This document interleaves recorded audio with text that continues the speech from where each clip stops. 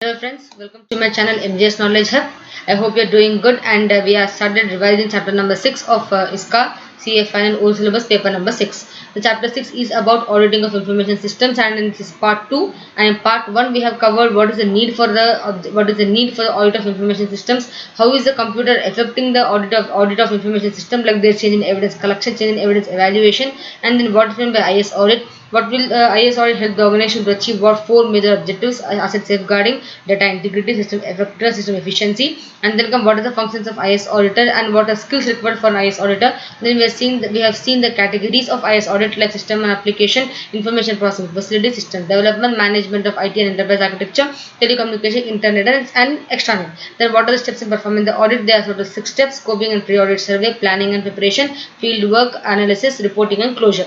Then we have seen today we are going to see what are the audit standards and best practices which have been used by many organizations for this IT compliance. So first audit standard is about ISACA. ISACA is Information System Audit and Control Association. This association is one of the world international association which has formulated several standards and procedures, and also has issued various kind of guidelines for the implementation of information systems in the organization. So it has IS auditing standards which specify the 16 auditing standards necessary for the auditing and reporting. It has issued guidelines, 39 auditing guidelines for by applying the above standards, and then it has issued totally about 11 information system audit procedures in the audit. And then we also have COBIT, that is control objective for information related technology. This if you want to learn more about COBIT, then please go to my channel and see chapter number 1, where we'll be having maybe in part 2 or part 3 the COBIT has been clearly defined. So COBIT is also given by the COBIT will also give us the good business practices related to the information technology.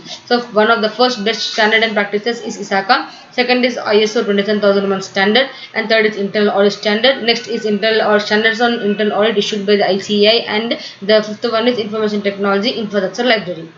What is ISO 27001? It is one of the international best practice and certification for the information system management. So this ISO 27001 standard provides the certification for implementation of information systems, information technology systems in the organization. Then ISO 27001 defines how to organize information security in any kind of organization, because now we are trying to protect the information and its assets, so we need to give the security. So ISO 27001 provides how to give that information security to any kind of organization. Then it also provides a certification for the organization. That means an independent certification body has confirmed that the information security has been implemented in the organization as defined in the policy and procedure. Therefore, ISO 27001 is international best practice and certification for IS management.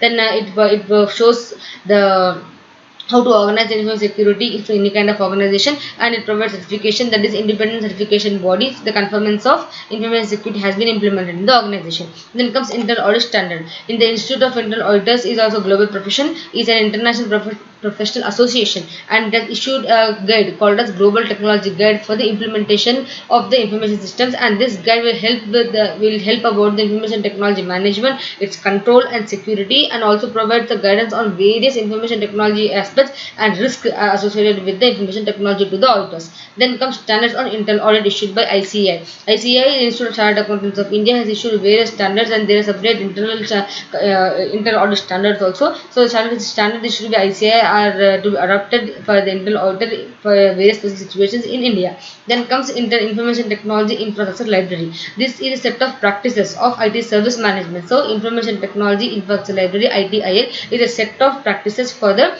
IT service management that focuses on aligning IT services with the needs of the business. That ITIL is published in a series of 5 core publications, each of which covers an ITSM life cycle. So information system management life cycle. Each of the process is covered by a special book of the ITIL. Then it describes the tasks and procedures and checklists which are not organized specific and can be used by any organization of any size. Therefore, if you want to know if the information technology system has been properly implemented or not, try to see the standards of ITIL, which will focus on and will provide detailed procedures, tasks and checklists, so that which is not specific to any organization, so that you can see that information technology has been implemented properly or not. And this ITIL can be used by any organization of any kind, let it be profit, non-profit, small, low, it doesn't matter. So any organization can use the ITIL infrastructure libraries, the practices and specifications.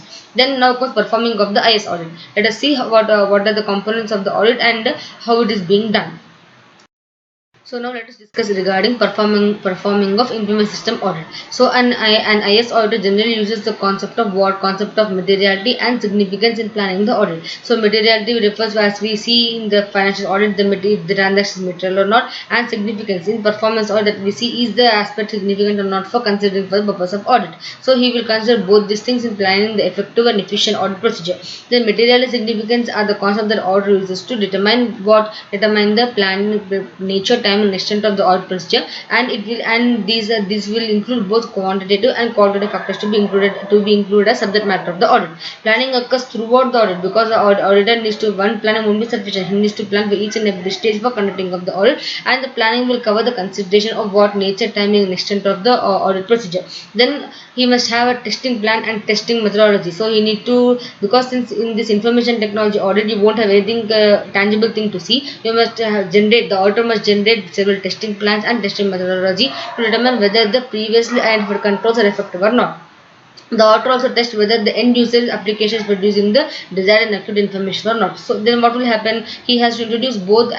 He must create lot of tests, generate test cases, and see both valid and invalid data to test the ability and extent of error detection correction. So why he will develop test cases to see if the information system is working correctly or not, if it is providing accurate results or not. So with the help of this, by introducing both valid and invalid data, he can test the ability and extent of error detection, correction, and prevention of the system. Then by using planning process, he will document that evidence thing, and then combining with the other information received in from other sources, like conducting interviews, taking the previous reports, or seeing the work of an expert, and also with his personal observation, he can then conduct the audit in a smooth manner. And planning of the audit in a specific within a specific time frame and covering the scope will help the auditor to distribute the work among his team members, right? Then what is the other, how can he get the required information? The auditor can obtain the information and create the validity of the information in many ways. How? First thing, asking different person the same question and comparing the answer. Then asking the same question to different people and at different times. Then comparing checklist, and also preparing work paper, program, and diagrams to know what is being present. Then comparing checklist to the observation and the actual system results, and then conducting mini studies of critical phase of operation. So let's take example, critical phase of the operation may be dispatching of the products. So how is the product being dispatched? Who is giving the authorization? Then is inventory level updated accordingly, and is the product being sent to any particular vendor? So these all things, for example, he can take and study a small case study, and he can understand the critical phase of that operation. Therefore, validation of the information system is obtained in various ways. First thing, asking different person the same question at different times and comparing the answer. Then asking the same question in different ways at different times. Then comparing checklist answers to working papers, program, and documentation, and comparing checklist answer to observations and the actual system results, and then conducting mini studies of critical phases of the system operation. Okay. Then in the conducting audit, first thing we must have a basic plan. So planning is one of the most important primary phase of the information system audit, which will ensure that audit is performed in a sequential manner and audit is effective and efficient. Audit is effectively conducted. Then adequate planning will help to ensure that the appropriate attention is given to the critical area and important area, and the problems are time directed on time and work is completed in a proper way. Planning also helps in assigning the works to the assistant and juniors. Then some important points which we need to remember are: the extent of planning will vary according to the size of the data. How big is it? That much of length of planning will be depending upon that. Then auditors must have a knowledge of the business, and the knowledge must be able to help you in identification of the events and transactions which may pose risk or which may require some controls, and see if they have any material effect upon the financial statements. Then auditor will plan and discuss the audit plan with the management, the staff. The auditor should develop and document an overall plan describing what is the scope and what is expected out of him. And the auditor should also be guided by overall audit plan and underlying audit program and methodology. So here in planning thing we need to remember, the extent of planning depends upon the size of entity. The auditor's knowledge is very important to identify the events and transactions which have material effect upon the financial statements. The auditor is planning or auditor after planning can discuss scope with the management. Then the auditor must develop a document and auditor must develop and document overall audit plan describing the scope and what is expected out of the audit, and he must have an overall audit plan, underlying audit program, and methodology. Then second thing what happens in the audit of information system is preliminary review. Preliminary review means it will show the critical factors which should be considered by the IS auditor. So these are few things where the IS auditor, information system auditor, must have his knowledge about, and he must he must throw light on them. What is that? First thing, knowledge of the business. Then understanding the technology, understanding internal controls, then legal considerations and risk assessment materiality. So the auditor must have an understanding about the knowledge of the business. How he will get the knowledge of the business? He will generally understand, trying to understand the industry conditions and seeing the economic factors which will affect the entity. Then general exposure of the business to any common risk. Then nature of what is the nature of business? What are the products and services offering to public? Then who are its clients? Are the small clients a big one? And how is the vendor? And most importantly, who are the associates or partners who will be forming a major part, who will be contributing to the critical process, and is the organization being, is the operation being outsourced, the level of competence of top management and IT management, and also see the organization of IT department, how the IT department, what is the hierarchy of the IT department. Therefore knowledge of the business is very important for the auditor to get a brief understanding of his audit environment. Then understand technology. He must analyze the business process and level of automation, means up to what extent the level is automation is being done, and up to what extent is the enterprise dependent upon the information technology to carry on the business. Then he must understand technology architecture, means how the architecture of the information system is in the organization. Is it a distributed architecture or is it centralized architecture? Then he must study the network diagrams to understand the logical or physical logical connection of the network, like network diagram and even flow charts also. Then understand whether the wherein the organization understand the extended enterprise architecture, means if the enterprise has an extended version and it is more, then try to understand the extended enterprise architecture wherein the organization can seamlessly connect to other stakeholders and other stakeholders like vendors, employee and government. So suppose now not only understanding the architecture of the IT within the enterprise, he must even try to understand the extended enterprise architecture, so that where also he can understand how the organization is seamlessly connected to the stakeholders like vendors, customers, employees, etc. So these people can access the organization data. The knowledge of various technology and the advantages and limitations in critical competence requirement for the organization. Then finally studying the information technology standard guidelines and procedure. Therefore in order to understand the technology, he must analyze the business process, assess the extent of dependence upon the enterprise on the IT, understand technology architecture, then understand the study the network diagram of to understand the physical logical network of the organization, then understand external enterprise architecture wherein the organization systems connect seamlessly, knowledge of the various technologies and their advantages and limitations in a critical competence, then finally study information technology policy, practice and guidelines. So in preliminary review, we have completed the knowledge of the business and understanding technology. Second is understand the internal control system. So how the internal controls are being, what are the, where are the checkpoints where control is being placed, and is it subject to any compliance or not. So you need to understand the internal controls. Then comes legal consideration and audit standards. So what are the legal considerations which you need to keep in mind, because the audit will be, or the auditor is one who is giving the certification that everything is being proper. So he needs to even take care the legal as well as statutory implication of his audit work. The information system audit should be required as a part of statutory audit, and then it must take into consideration. Like example, let's say IRDA, the Insurance Regulatory Development Authority, has made compulsory for the information system audit for every insurer. Therefore, if it is a part of the statutory part, then he must take into consideration the requirements and the stipulation for the audit. Then statutes or regulatory framework which impose restrictions as regard to set of minimum control objectives as achieved by the organization. So you must see that if any statute, means any law or regulation requires has imposed some condition, are the conditions are being met by the organization or not. Then the IS auditors also consider the audit standards as applicable to conduct and performance of his audit, and non-compliance of any standard may lead to disciplinary action. Therefore, legal consideration what the auditor must take care of, he must evaluate carefully the legal as well as regulatory implication of his work on the legal and regulatory implication on his work. What is the legal effect it will have if I do this audit? Then information system audit work must be required as a part of statutory audit. Then must take into consideration those requirements also. The statutes or regulatory framework may impose stipulation as regard to minimum controls which are to be met by the system, and the auditor must be aware of those conditions which the organization must meet. Then the IS auditor should also consider the auditing standards applicable to his audit, and then he must try to see if the standards have been compliant or not, and what are the disciplinary action if there is a non-compliance.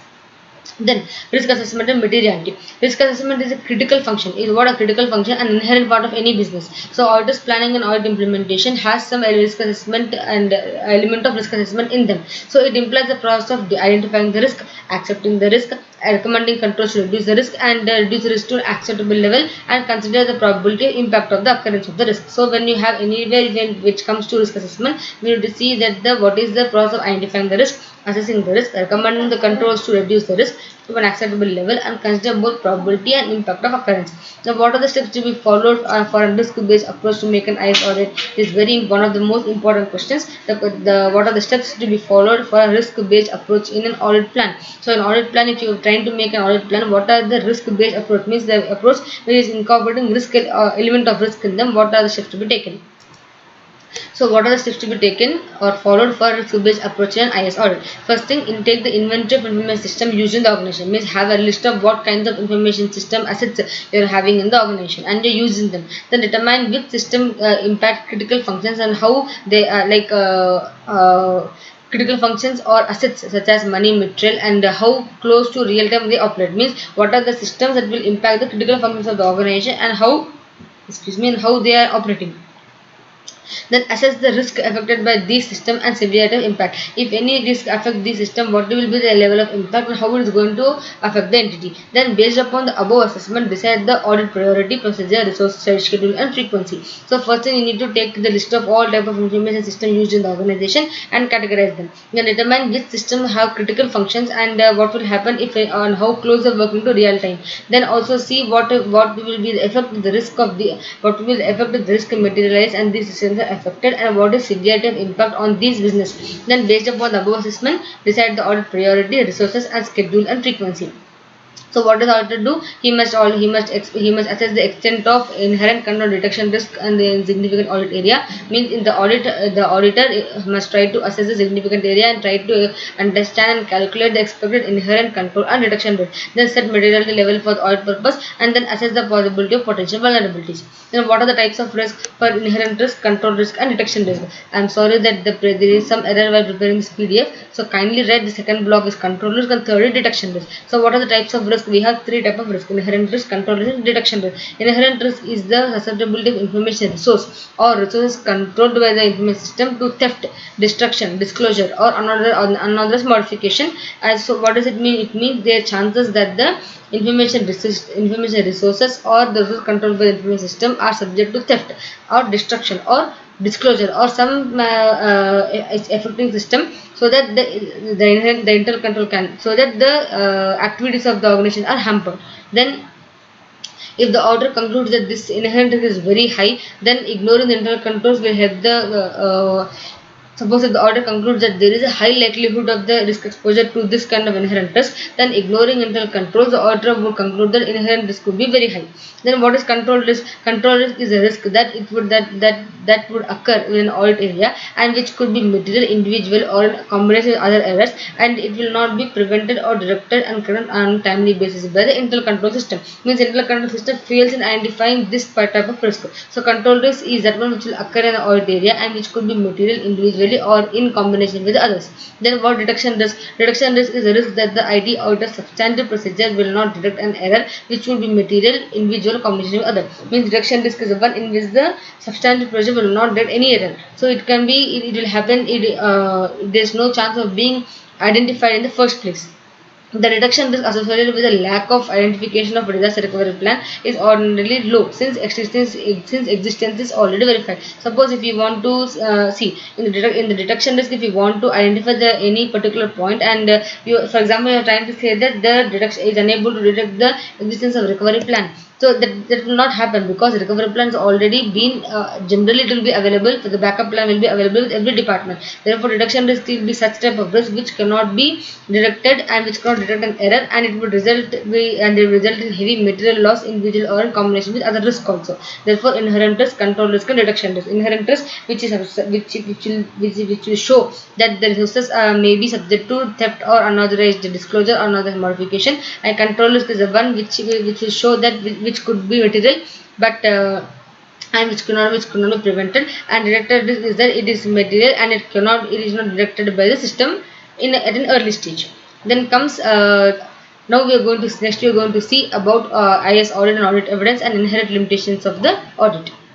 Okay, so let us see what is meant by audit evidence and how is going to be useful in this part, and what are the inherent limitations of audit, because everything will have a limitation and usefulness, right? So first thing, what is meant by audit evidence? We have a special Standard on auditing like SA 230 audit documentation refers to record of audit procedure performed, relevant audit evidence obtained and conclusions audit has reached. So SA 230 focuses on audit documentation, the records of audit procedures performed, with what you're going to do and what you have done, relevant audit evidence obtained, what did you receive while doing that procedure, and conclusions that reached by the auditor. So why we need this audit evidence in any part of the audit? We need evidence because means of controlling the current audit work. It is evidence so called as we maintain a working paper set. It will show what everyone is doing, what each person is doing, and how the audit work is currently undergoing. So we can have a control on the audit work. Then evidence of audit work performed, what all procedure you have adopted, what steps you have taken to identify the error. So what is the evidence? It will act as evidence that you have done the work.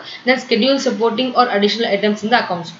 Then this will be supporting as an additional item in the various accounts that is being maintained, and information about the business being audited including the recent history. So having audit evidence or having audit work in paper documentation will provide the information of the business being audited, that this is the area which is being audited now, and it will be included in the audit history. Therefore audit evidence is very much important, but this requirement of audit evidence leads to inherent limitations of the IT audit. What is inherent limitation? First thing is that there is no available, no documented evidence. See, if you want to have any audit trail, we need to have evidence in form of paper, tangible mode. But in IT thing, we can't have the entire transaction evidence. It will be online or it will be in the system itself. So to able to prepare a proper report, the auditing documentation and lack of evidence is one of the basic limitation of the IT audit, right? Then the problem of documentation is not in the physical form but also in other areas. Like you want to know the ended data of a particular month. It may be a part of a quarter which has been processed by the organization and kept in another disk on another location. Therefore, physical aspect as well as the logical aspect of the data also is one of those inherent limits, which is one of those requirements which is not being met by the audit, and that will become inherent limitation. In one word, lack of available evidence is the inherent limitation of audit. So what you are going to do to get the evidence? You will use special audit techniques as computer assisted audit technique for the documentation evidence. So you will use special tools, or you will use special softwares for documenting the transaction and for viewing the transaction and obtaining the required documented evidence. And then audit times also will be planned so that audit can validate the transaction as they occur in system. So there is specific timings for the auditor to come and verify how the transaction is being processed in a system. Therefore, inherent limitation being the lack of audit evidence, and having special audit techniques and software to get the audit evidence will be an assisted aid to this limitation. And also the audit timing can also be so planned that the auditor can verify and validate the transaction as they are occurring. So these two are one of the important small topics in the chapter number 6. Now in the upcoming video we will be seeing what are the type of audit tools, because for collecting the evidence we need some tools. So what are the different type of audit tools, and what are the different types and what are the benefits of those tools, and we can even see what is the audit trail, what is the objective of audit trail, then how to implementing audit trail in the audit of the organization. And then we may proceed to see the controls. Why we may see to controls? First thing is that audit, when we are trying to do the audit, we need to see great emphasis upon the control objective. Means where are the controls being incorporated? Are they being incorporated right manner or not, or any place where the risk is there but controls are not implemented? So we need to take care of the controls. So in that controls we will be seeing what are the different kinds of control and the classification of controls, and what will be our approach for those controls. So until then, I request you to once go through the entire PDF for knowing up to here, up to the inherent limitations of audit, so that you can have a good flow in the next upcoming video. So till then, keep studying and be positive.